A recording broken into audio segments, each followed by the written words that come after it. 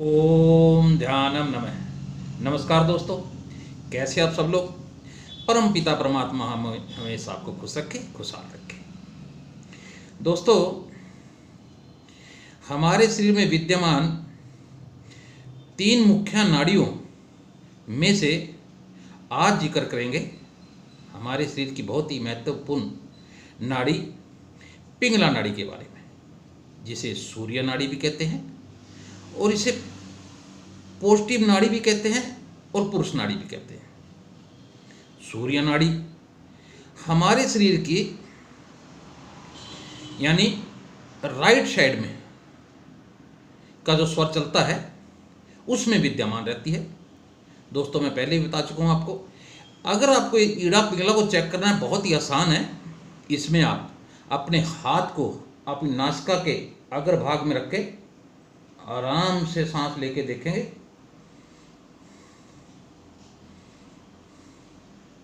तो आपको पता चल जाएगा कि श्वास जो है यानी प्राणवायु जो है वो आपके राइट साइड से आ रही है, लेफ्ट साइड से आ रही है।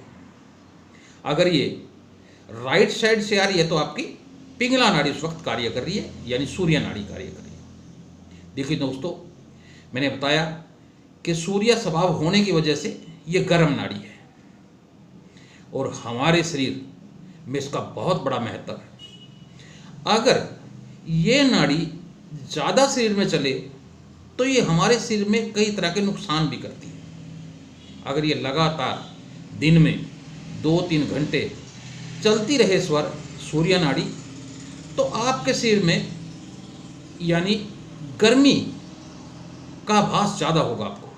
इससे आपका शरीर का तापमान बिगड़ सकता है, आपको बुखार हो सकता है या गर्मी से संबंधित कोई ऐसा रोग आपको तंग कर सकता है, परेशान कर सकता है। तो दोस्तों, इसलिए परमपिता परमात्मा ने हमें ये शक्ति दी है कि कभी भी स्वर एक सांस से नहीं आता, है दोनों से चलता है। कभी ईड़ा से चलेगा, कभी पिंगला से चलेगा, यानी कभी चंद्र नाड़ी से चलेगा और कभी सूर्य नाड़ी से चलेगा। जब शरीर को गर्मी की जरूरत है तो पिंगला नाड़ी एक्टिव हो जाती है और जब शरीर को शीतलता यानी ठंड की जरूरत है तो ईड़ा नाड़ी कार्य शुरू कर देती है। ये परम पिता परमात्मा ने मैकेनिज्म हमारे शरीर के अंदर फिट किया हुआ है। ये आपको इसके लिए चिंतित होने की जरूरत नहीं है। हाँ, आपको तो इन नाड़ियों को बैलेंस करके इनका शुद्धिकरण करना है, यानी नाड़ी शोधन करना है। इसी सीरीज में हम बात कर रहे हैं। और सूर्य नाड़ी का अगर आपने बैलेंस किया, बैलेंस का तरीका मैं पिछले वीडियो में बता चुका हूँ। बैलेंस वही है कि आप प्राणायाम के द्वारा, ओम विलोम के द्वारा इसको एक्टिवेट कर सकते हैं और बैलेंस कर सकते हैं। देखिए दोस्तों, शास्त्रों में, पुराणों में और यहाँ तक कि हमारे जितने भी योग गुरु हैं वो बड़े विस्तार से, बड़े अच्छे तरीके से, जिसमें रामदेव जी भी हैं, प्राणायाम की बहुत अच्छी विधि बताते हैं कि उसके द्वारा आप इसको एक्टिवेट कर सकते हो। और इस नाड़ी को एक विशेष रूप की मुद्रा भी है कि योग के द्वारा भी आप इसे जल्दी एक्टिवेट कर सकते हो, यानी चार्ज कर सकते हो, यानी बैलेंस कर सकते हो। वो है सूर्य प्रणाम।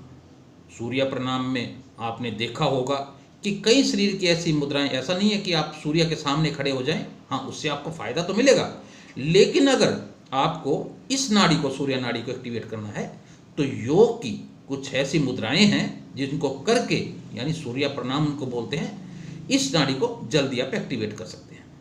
दोस्तों, ये नाड़ी एक्टिवेट होने से आपके शरीर में क्या होगा ये मैं बताता हूँ आपको। देखिए, जो लोग मेहनत से संबंधित कार्य करते हैं, यानी दौड़ भाग जिनके जीवन में ज़्यादा है, उनकी ये नाड़ी अक्सर ज़्यादा एक्टिवेट रहती है। यानी जो लोग यहाँ तक कि जिम में जाके अपनी बॉडी और अपने शरीर को मजबूत करते हैं, अपनी मांसपेशियों को मजबूत करते हैं, ऐसे लोगों की ये पिंगला नाड़ी, ये सूर्य नाड़ी एक्टिव रहती है। इसके लिए आप दौड़ भी लगा सकते हैं, कोई और योग आसन भी कर सकते हैं, यानी शरीर को चलाने में इस नाड़ी का हमारा विशेष योगदान रहता है। और ईड़ा नाड़ी का मैंने जो पिछली वीडियो में बताया, उसका योगदान हमारे शरीर की आलस्य से, निद्रा से, आराम से है। क्योंकि शीतल नाड़ी है।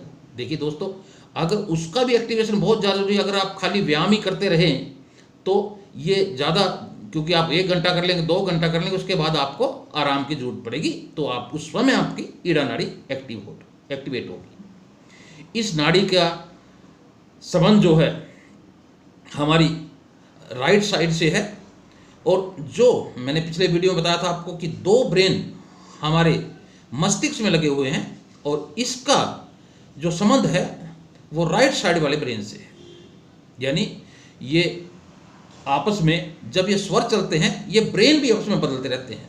जैसे नाड़ी बदलती है हमारे दोनों, कभी ईड़ा चलेगी, कभी पिंगला चलेगी, तो ऐसे दिमाग का भी चेंज इनके द्वारा होता रहता है।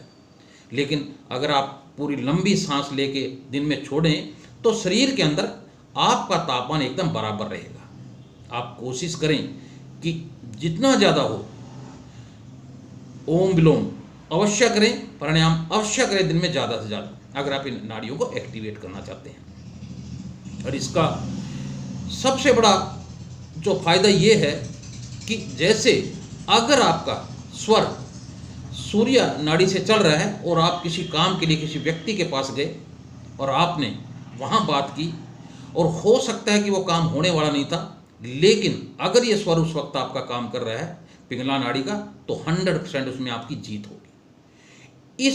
जिन लोगों की ये नाड़ी ज़्यादा प्रभावित रहती है, ये लोग पेशे से ज़्यादा वकील या लेक्चरर, जिनको बोलने का काम ज़्यादा होता है, यानी अपनी बात को मनवाने का ज़्यादा कार्य होता है, वो इसी प्रवृत्ति के लोग होते हैं जिनकी ये सूर्य नाड़ी एक्टिव रहती है। देखिए दोस्तों, इस नाड़ी का भगवान सूर्य से भी संबंध है, क्योंकि जैसे सूर्य पूरी धरती को रोशनी देता है, ऊष्मा देता है, ऐसी ये नाड़ी हमारे पूरे शरीर को एनर्जी देती है। जो भोजन हम खाते हैं, उस पचे हुए भोजन को के द्वारा जो रस बनता है, यानी ऊर्जा जो बनती है, उसके पूरे शरीर में और पूरी नाड़ियों में फैलाने का कार्य इसका होता है। एक बात और मैं बता दूं आपको, यहाँ जो हम नाड़ियों का जिक्र करते हैं, ये नाड़ियाँ वो नाड़ी नहीं है जिसमें खून प्रवाहित रहता है। ये हमारे योग की वो नाड़ियाँ हैं जिसके अंदर प्राण फ्लो करता है, यानी जो हम सांस लेते हैं वो शरीर के अंदर एक प्राण के रूप में फ्लो करे, चले, जिससे हमारा शरीर एक स्वस्थ रहता है और ये शरीर चलता है। ये उसकी बात है। ये वो नाड़ियाँ हैं 72,000 नाड़ियाँ। ये आपको किसी ऑपरेशन पे नहीं मिलेगी, आप ऑपरेशन करा के देखें। ये आपकी 72,000 नाड़ियाँ बहुत सूक्ष्म नाड़ियाँ हैं, और जिनमें मुख्य जो है वो 3 है, ईड़ा, पिंगला और सुषुम्ना। देखिए दोस्तों, मैंने पिछले वीडियो में बताया आपको कि ईड़ा का बड़ा महत्व है हमारे शरीर की शीतलता के लिए, और पिंगला नाड़ी का बड़ा महत्व है कि हमारे शरीर में ऊष्मा हो, गर्मी हो। अब हमको अगर इनमें से कोई नाड़ी अगर ज़्यादा एक्टिवेट हो जाए तो हमारे शरीर का बीमार पड़ना बिल्कुल श्योर है। तो इसलिए हम अपने योग बल से, अपने ध्यान बल से इनको बैलेंस करके अपने शरीर को स्वस्थ रख सकते हैं। दोस्तों, परम पिता परमात्मा ने मैकेनिज्म जरूर दे रखा है, लेकिन कई बार अगर शरीर में कोई विकार हो जाए तो वो मैकेनिज्म जो है वो कई बार गड़बड़ा जाता है। तो इसलिए इसको हम, सबसे उत्तम समय है सुबह का, कि सुबह 4 बजे उठ के, अगर 3 बजे उठे तो बहुत बढ़िया है, अगर चलो 4-5 बजे तक भी अगर आप उठ के ओम विलोम करते हैं तो उस वक्त सुषुम्ना नाड़ी के खुलने के चांस बहुत ज़्यादा होते हैं।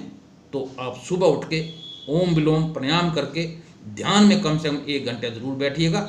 इससे आपके शरीर के 7 चक्र भी एक्टिवेट होंगे, आपकी ईड़ा, पिंगला और सुषुम्ना भी एक बराबर रूप में कार्य करेंगी, ताकि आपका शरीर स्वस्थ हो। और जब आपने इन दोनों ईड़ा और पिंगला को बैलेंस कर लिया, तो इसमें फिर कोई शक नहीं है कि आपकी सुषुम्ना नाड़ी भी एक्टिवेट हो जाएगी, क्योंकि वह सुस्त अवस्था में होती है, और इन दोनों के बैलेंस होने से उसमें एकदम एनर्जी फ्लो करने लग जाती है।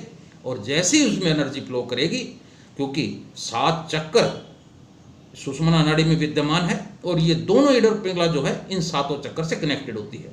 ये सारा का सारा एक ऐसा जबरदस्त मैकेनिज्म जो है परमपिता परमात्मा ने हमारे शरीर के अंदर फिट किया हुआ है, जिससे हमारा शरीर जो है एकदम शुद्ध रहता है, स्वस्थ रहता है, अगर हम इनका बैलेंस कर लें।